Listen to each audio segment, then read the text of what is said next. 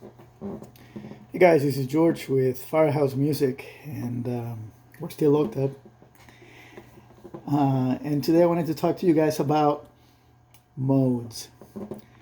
The thing about modes is it's interesting because um, they get, I don't know, I mean, guitar magazines aren't really a thing anymore, but people are still kind of mystified by them in that, you know, it's, or it used to be popular.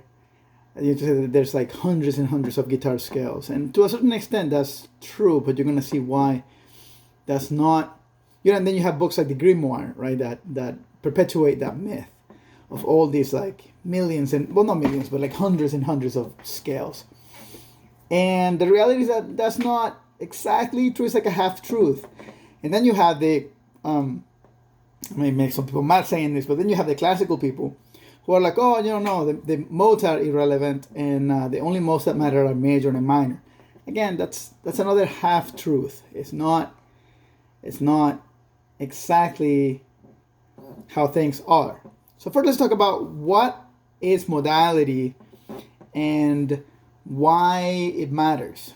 So the modes, I'm not gonna get too like deep into the nerdiness of the theory about the Gregorian chants and everything else. If you're interested in that kind of thing, either you can ask me at some point, or if you're my student, or I'm sure you can find it online. The history is quite fascinating. But let's just say that it's a form of organizing tones that predates tonality. And what's tonality? Tonality is the use of chords and harmony in music. Okay? And that's where tonal music comes from. And I get that I'm oversimplifying things, but just bear with me. I don't have an hour to lecture. I mean, I do, but I'm sure you guys wouldn't want to watch me for an hour. So I'm going to try to keep this short. So if you take the simplest way to explain, let me first tell you how not to explain the modes. And this type of explanation drives me crazy. You take a major scale, okay, and then you take the same scale and then you start on the second note, and you call that the Dorian mode. And then you start it on the third note, and you call that the Phrygian mode. And then on the fourth note, and you call that the Lydian mode. You get the idea. So you keep going. You're adding one note, or you're starting on a different note of the major scale at a time. And again, technically that's true. But that's not, to me, that just sounds, and to everybody that you do that to, if you show them that you're playing the same scale, starting on a different note. And that is exactly what you're doing. That's not modality at all. In order for you to truly understand modes, I don't know if, what level you are right now. So I'm trying to talk to everybody, to all levels. But the way you understand major and minor modes is if somebody plays a major chord and so you all listen to how that sounds, right? The adjectives that come to mind are what? Like happy, bright. Sometimes look and say, oh, it sounds higher, it sounds brighter, right? And then if you play the same chord in a minor version, it sounds darker, it sounds somber, it sounds sad, it sounds more intense, whatever you want to call it, right?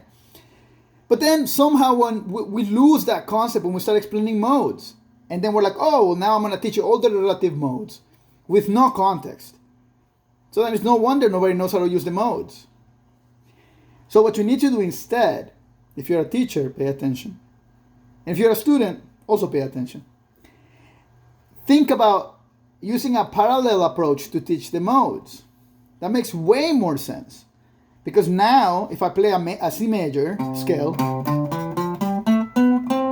right? And then say I play, let's go in order, I play a C Dorian scale now, right? So now I'm going to go major, Dorian. There's an obvious difference, right? And then if I do the same thing and play a Phrygian scale, right? So now, that's way different. the Locrian scale. Well, now I'm playing out of order. Okay, let's keep going in order. So now the Lydian scale. Oops. See that? You hear that sharp 4 there. I mean, that's a major 7, sorry. Here's the sharp 4. Right? You can really hear the sound of the different intonality between major and Lydian, which is rather subtle. Anyway, but that's more like teaching methodology. But if we're looking at it from a student's perspective, even then, like just by listening to it, you can see how each mode is different. And then the question is, well, okay, that's all fine and good. How do I use it? How do I use modes? Well, here's the thing. If you have a song that has a chord progression, you can't. You can, but then when we're dealing with functional harmony, meaning a chord progression, now we are kind of like what the classical guys say is true. The only modes that truly matter are the major and minor, because those are the two tonalities that we have in the West, at least, right? If we, the moment that it doesn't matter, you can tell me that you're playing Phrygian until you're blue in the face, but eventually you're gonna hit that 5-1 resolution. I'm talking about like, right? And it's gonna sound like the minor tonality. It won't sound like a modal sound. So what circumstances can you use modes? Well, when you have a static chord. Now in a jazz situation, you have like modal jazz, you have Miles Davis stuff, right? There are a number of tunes that are played that way, where you're just kind of holding one chord, and then you can go nuts on the modes, and they work fine. Or you're playing heavy metal, and then you have like the same note being played over and over, and I don't have distortion on this guitar, so it's gonna sound ridiculous if I play it. But then you basically have the same drone.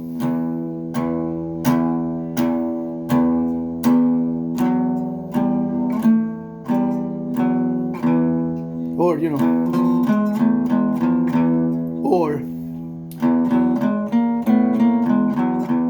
it doesn't matter what I do, it all fits because I only have one note that's happening. So that's the obvious application. You have one note and you play it in the same environment that the modes were originally meant to be played. But there is a way in which you can play not just one, but sometimes several of the modes in a tonal situation. And that is, once again, it depends on how quickly your changes are moving, right? If I have a song where you have a bunch of like back cycling and stuff, I mean, good luck using modes there. It's not really going to work. But you can use the modes if you have sustained chords. If you think about chords this way, or you think about scales rather this way, any note that's absent from the chord is up for grabs. If you're using a tonal center type approach to improvisation, meaning that you're taking into account all the notes being played, you're trying to find one scale that works across the board, that's fine. It still works. Then any note missing from the chord progression is up for grabs. So now, sure, you have to look at your chord composition, right? What's happening? What notes are in each one of the chords, and then go from there. So if you're in a rock situation, or you're just dealing with power chords, and you have something like, I don't know, like this and this. It's a very common chord progression, that 1 to flat 6. It's all over the place,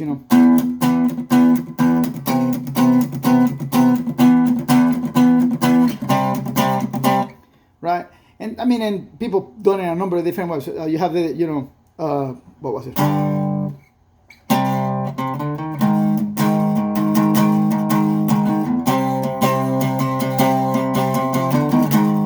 I mean, you'll hear an all number of different places. So what do we have and what are we missing? Well, we have the one chord, which is a power chord. So that's 1 in the 5, right? 1 in C minor. And then we also have the 1 in the 6 and the 3, right? So now we have a scale. If I play it, that's 1 blank flat 3, blank, 5, flat 6, blank, 1. Yeah, that's my note there. Oh, I was in the wrong position. That's why I was like, why did it sound weird? Yeah, so 1, flat 3, 5, flat 6, and then back to 1. So you could play this, and that in itself would be a pretty neat thing to play with. But then if you're looking for modal improvisation there, well, now you can do whatever you want with the 2 chord, right? You can take rather the 2 scale degree. So you can play a flat 2, right? Or you can play the major 2. So either a D flat or a D in this case. They're up for grabs. They're not in the chord progression. What about the F? I can play an F natural, my 4, or I can play a sharp 4. I won't play a flat 4 because then I end up with an E note. Yeah, it's an F flat, but it'll sound like an E. And you end up with this kind of a situation, which is going to be more of a bluesy type thing. That's not going to fit the mood of what you're doing. So either 4 or sharp 4, right? And then the same thing with the 7. You can play a 7, the flat 7, or the major 7. So you can see how you can exhaust the possibilities there, and you end up with a number of exotic sounds. And it doesn't matter if you don't know what they're called. I mean, if you do, that's great. But if you don't worry about it. You can call it Aeolian sharp 4. Okay, if you're playing a minor scale where nothing's different from the natural minor, that other than having a sharp 4, then call it Aeolian sharp 4, right? So 1, 2, flat 3, sharp 4, 5, flat 6, flat 7, 1, right? And that has a pretty neat sound to it, almost like a Hungarian feel to it.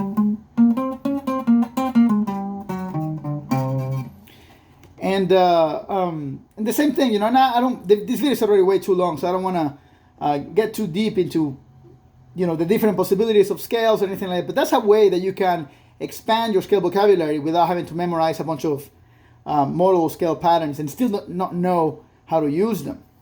This is a very useful way to apply modal theory within a tonal setting. And then, of course, if you're dealing with modal music, then you just apply the modes that are meant to be applied. So yeah, if you want more details on this stuff, or you need, you want me to expound on this, or in any way, just let me know. Send me a message, send me a text, shoot me an email. And yeah, I hope you guys enjoy and get something out of this. And I will see you guys next time.